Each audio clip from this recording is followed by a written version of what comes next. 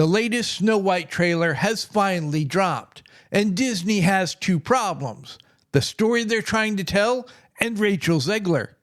Architectural Artcast. Last year, Disney starts firing up the old PR machine, trying to get everybody all hyped up for their latest live-action remake. This time around, it isn't any old film. They're giving the live-action remake treatment to the film that put Disney on the map, Snow White. Disney trots out Rachel Zegler and announces, "Meet the new Snow White."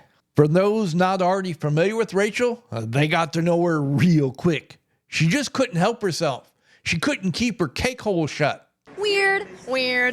So we didn't do that this time. Rachel's condescension and contempt of the original Disney movie, the movie that's the reason why Disney still exists today, the movie that she's doing a live-action remake of, is mind-boggling.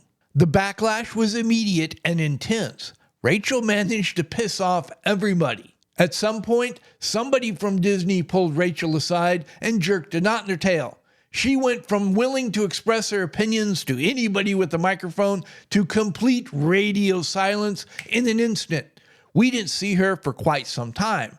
And then all of a sudden, she shows up in an interview with fellow Disney live-action star Halle Bailey. All of a sudden, Rachel's looking all feminine and demure, talking softly and breathy.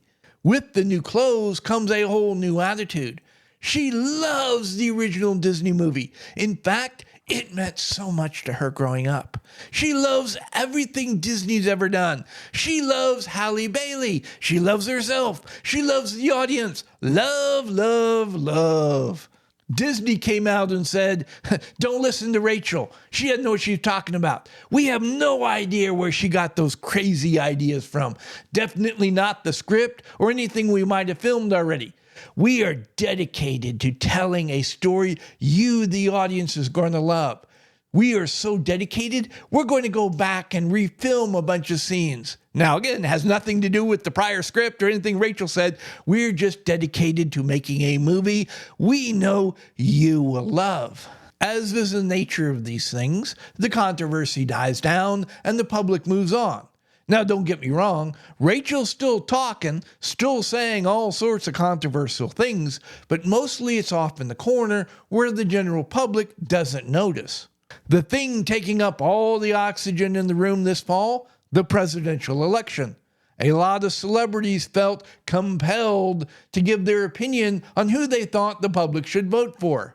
Rachel Zegler had to jump on the bandwagon and give us her 2 cents on who she thought everybody should vote for. I think I've come up on this social media app to say that we have a really important presidential election coming up, and Lenny is very eager for you to vote for Kamala Harris. And it's actually non-negotiable. Our rights are on the line, folks.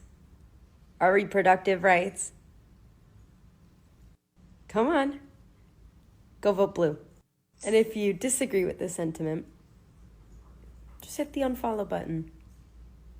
I don't need your business. Thanks. The first 2/3 of the video is fine. Just another celebrity using their First Amendment right to endorse a political candidate and then telling us the reason why they endorse that candidate. Whether we agree or disagree with the endorsement or the reason doesn't matter. It's her opinion and she has the right to say it. If she would have just left it at that, vote for my candidate because, the election would have come and gone and no one would have ever remembered she'd made the video. The devil always lies in the details.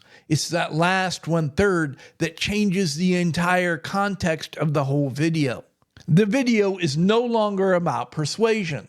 Here's the candidate I endorse, and if you care about these reasons, you will support this candidate. Context is everything. That last third changes how we perceive the entire video. What could have been interpreted as Rachel trying to be cutesy and clever with a quirky sense of humor now comes off as condescending and contemptuous. Condescending and contemptuous of even the people who vote the way she wants. It's beneath her dignity to have to make such a video. Talk to the peasants. That final third of the video is meant to be hurtful. It's a finger poke in the chest. If you don't vote the way I don't want anything to do with you. The election comes, and the candidate that Rachel ordered everyone to vote for doesn't win. Rachel felt the need to go to social media and scream that everybody who was involved in preventing her candidate from winning, they should never know peace. This is sociopathy on a whole different level. Rachel is vindictive. She wants everyone who defied her orders to suffer forever. So we have another unhinged celebrity. What's new?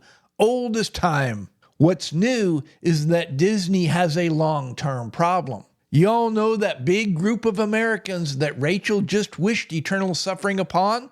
In her own age group, 18 to 24, she just wished eternal suffering upon 52% of them. 18 to 24-year-olds, who as a group will be making purchasing decisions for 50 plus years. 18 to 24-year-olds who are starting families, who have small children, who will be making purchasing decisions for those children for quite some time. And that's the group that Rachel just said, I don't want your business. Disney's going, no, don't listen to her. We want your business. Another problem for Rachel Zegler and by extension Disney. Latinos, the very group that are supposedly finally able to see themselves in Rachel Zegler's Snow White. Rachel has just said that she wants 46% of them nationally to never have peace. Here in Texas, Rachel wants 55% of Latinos to never have peace. Going back to context is everything. Rachel Zegler lashing out, becoming spiteful and vindictive whenever she doesn't get her way, puts all her previous actions and statements into a whole new light. I'm specifically referencing Rachel's Free Palestine tweet. Rachel Zegler goes to social media to celebrate the release of the first trailer for Snow White. There's a pattern. Rachel starts off innocent enough.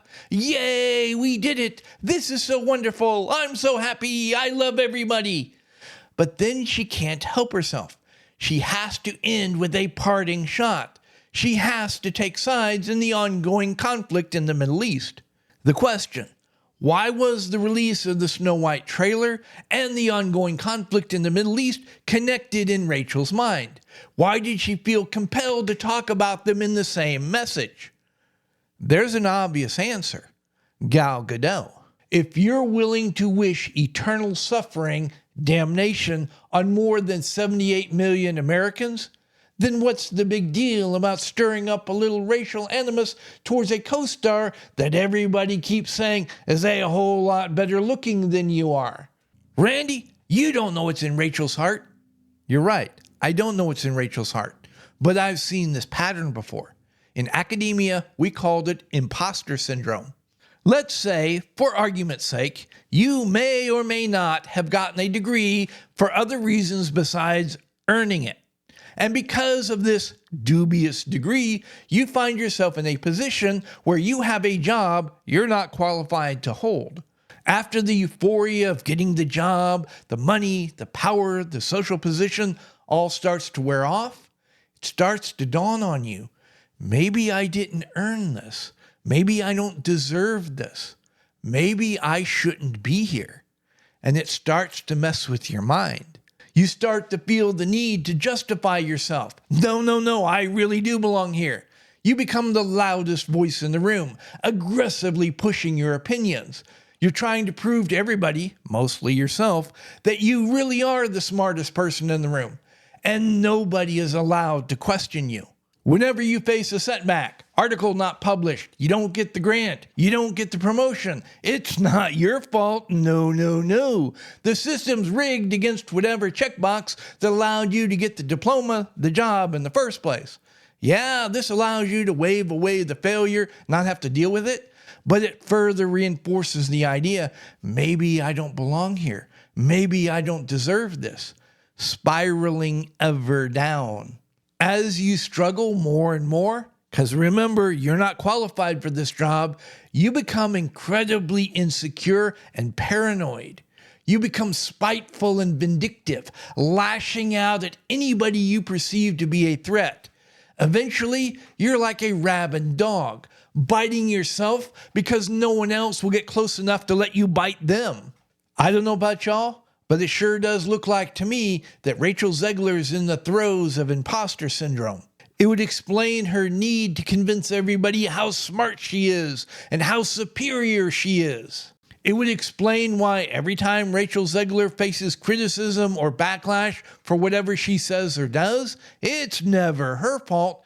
It's always because there's something wrong with the people making the criticism. It would also help explain why when Rachel Zegler doesn't get her way or feels threatened, she becomes spiteful and vindictive, lashes out.